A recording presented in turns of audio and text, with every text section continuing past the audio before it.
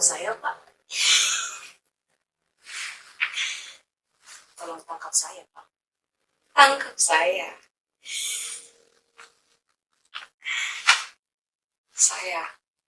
Saya koruptor. Dan saya ingin menjadi koruptor yang baik dan benar. Tangkap saya, Pak. Tolong tangkap saya.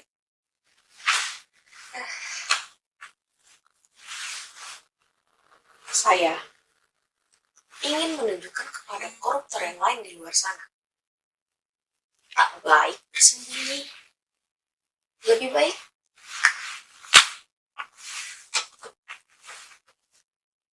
duduk tenang di pengadilan. Kalaupun mau sembunyi, bukankah persembunyian paling aman bagi koruptor ada di pengadilan? Iya toh? Iya toh? Iya. Kita gak bakal diperlakukan macam maling ayam. Paling sedikit basa-basi. Basa-basinya minta bagi hasil korupsi. Ya, tak apalah. Berbagi kepada hakim, jaksa, dan polisi. Hitung-hitung zakat buat mereka. Toh, itu juga bukan uang kita kan? Makanya, saya di sini minta diadili. Saya tak hendak membantah. Itu urusan pengacara saya. Untuk itulah mereka saya bayar.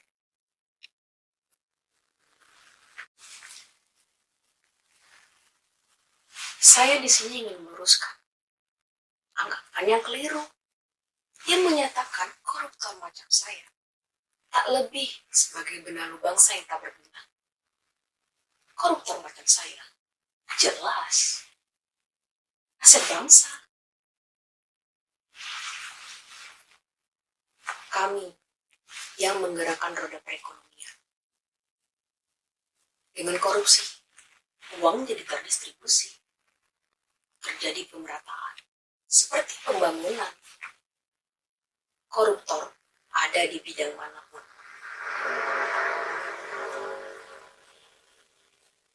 Kami tak menikmati hasil itu untuk diri kami sendiri. Kami ikut menyumbang, seperti pembangunan rumah ibadah, menyokong olahraga, menyantuni anak yatim, membantu korban bencana, iuran 17-an, banyak. Sebagai koruptor yang baik, kami tahu cara mengelabui. Dengan bersikap baik, kami dihormati. Saat hajatan, duduk di depan. Bila ada pengajian, diminta untuk berbicara di depan.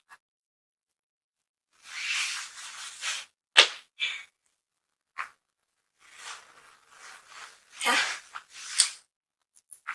Naif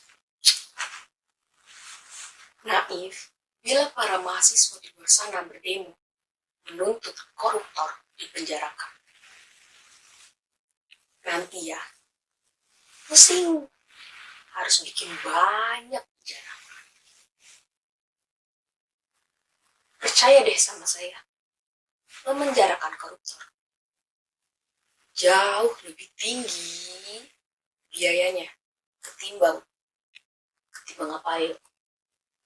Ketimbang biaya subsidi BBM yang katanya didistribusikan untuk mengatasi kemiskinan. Daripada uangnya dihambur-hamburin bikin penjara, mending uangnya kita korupsi. Terus kita bagi-bagi secara merata.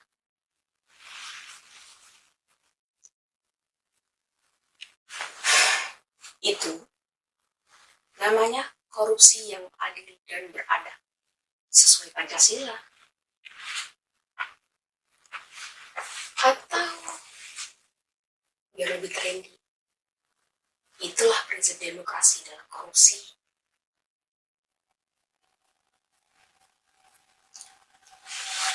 Korupsi itu ya, ibarat lokomotif yang membawa gerbong-gerbong keuntungan. Dan semua orang berebut untuk naik menikmati hasilnya.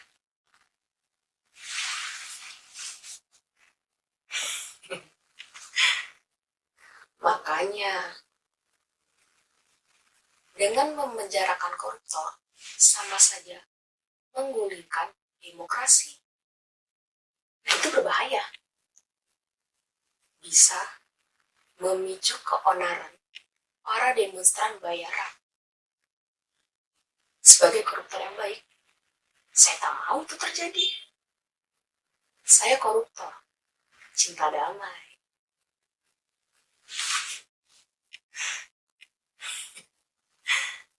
Tolong, tolong jangan pojokkan kami. Tolong. Kalau soal unjuk kekuatan, kami, para koruptor, bisa menggalang aksi besar-besaran. Pikirkan.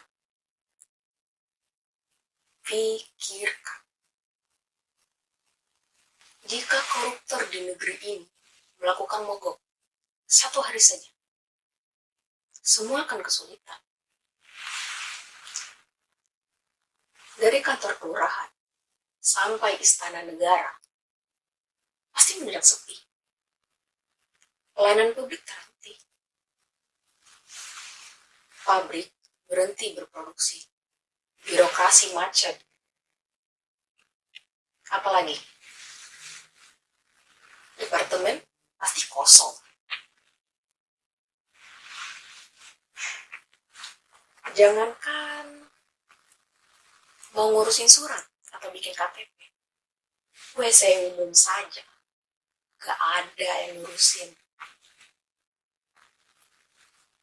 Kalian semua akan melihat betapa berkuasanya kami. Kami ada di setiap sendi negeri ini.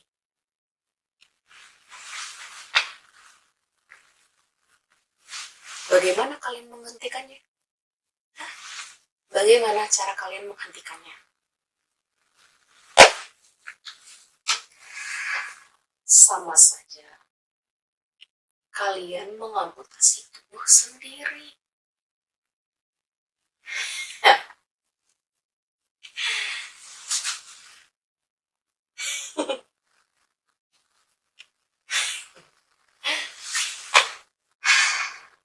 Karena itulah,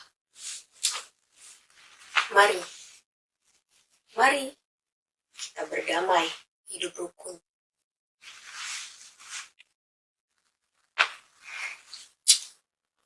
Koruptor sama yang gak koruptor, apa sih bedanya?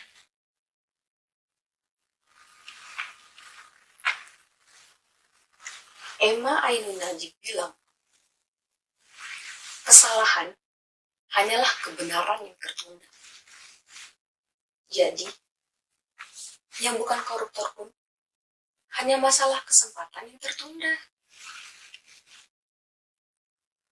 Koruptor atau bukan, semua akan dapat giliran. Semua akan dapat kesempatan.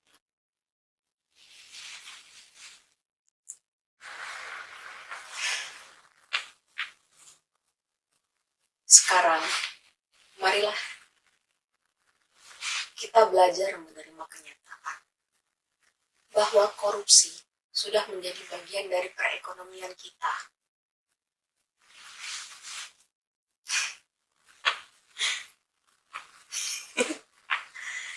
Aduh.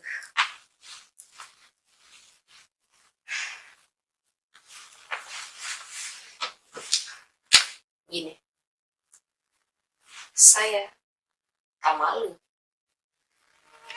mengakui bahwa saya itu koruptor. Justru saya malah bangga mengatakan itu. Seperti terlepas beban saya.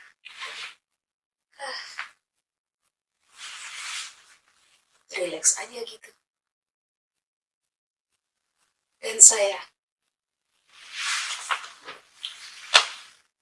siap dihukum dengan cara yang sebenar-benarnya.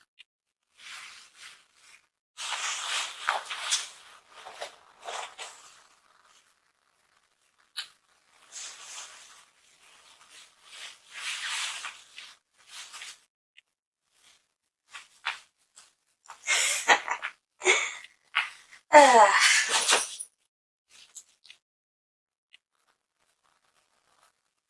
saya tak cari sensasi.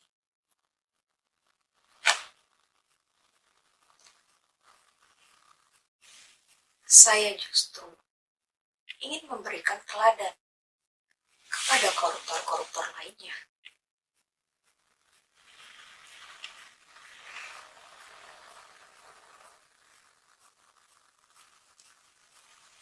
Bahwa koruptor macam saya pun bisa jadi seorang yang budiman. Kalaupun maling, kita maling yang budiman.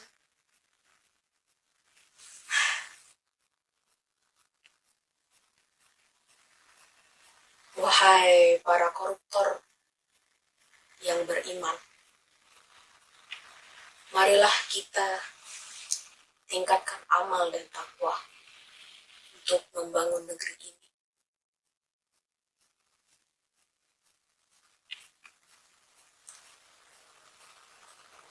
Supaya makin terbenam dalam kesengsaraan dan kemiskinan.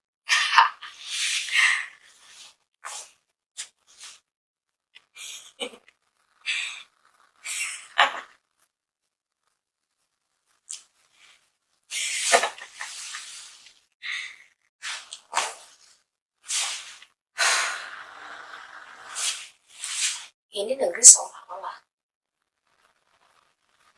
seakan-akan tak heran jika koruptor macam saya, ya deh, masih sehat dan bisa berpenampilan rapi, penuh senyum, seperti saya.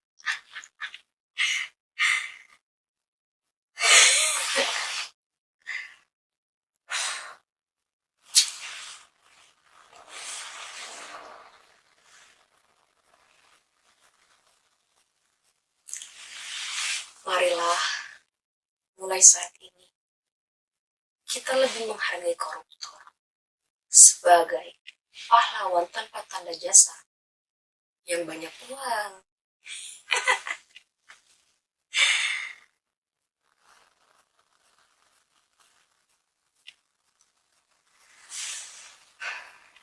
Kenapa kita berjasa?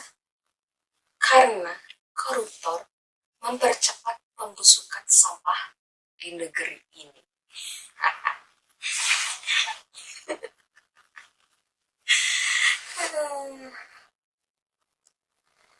Ya, anggap saja ini evolusi untuk menghasilkan tunas-tunas koruptor. Oh ya,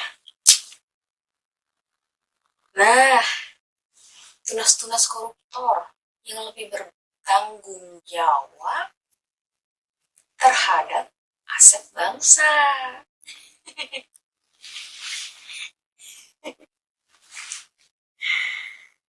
Terus terang ya, saya sebenarnya capek jadi buronan. Itu merendahkan martabat saya. Lebih baik saya istirahat santai di penjara, ketemu kolega-kolega lain. Kan enak, hidup rukun dan damai. Bisa berbicara masalah pengalaman.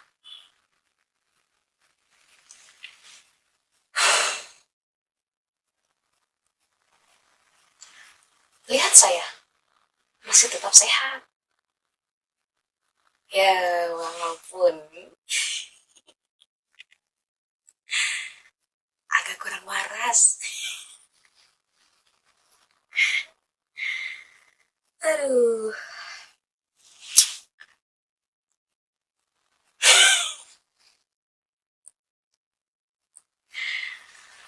Hanya saja, kadang saya bingung pada aparat kita. Kenapa masih takut untuk menangkap saya, yang jelas-jelas koruptor? Padahal saya menyerahkan diri. Mereka malah terlihat ketakutan.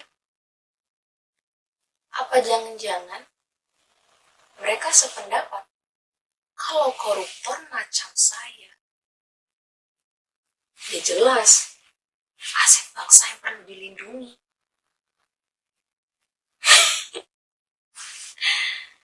Aduh, hingga pun, meski koruptor macam saya sudah dipenjara, masih diberi kebebasan untuk melakukan korupsi-korupsi lainnya.